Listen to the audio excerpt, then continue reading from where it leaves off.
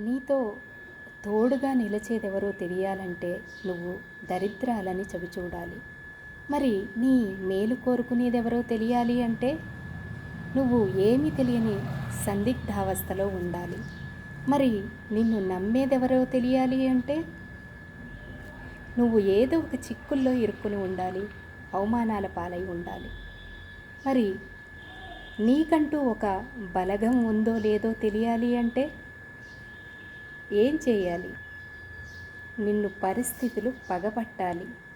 మరి నీ ప్రాణ స్నేహితులు, నీ మేలు కోరుకునే స్నేహితులు ఎవరో తెలియాలి అంటే నువ్వు సమాధానం దొరకని ప్రశ్నలతో చిక్కుల పాలై ఉండాలి.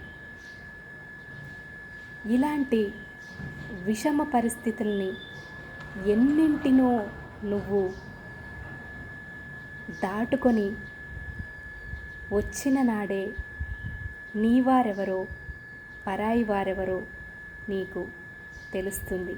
అప్పుడే నీ చుట్టూ ఉన్న మనుషులలోని నాణ్యత అనేది బయటపడుతుంది.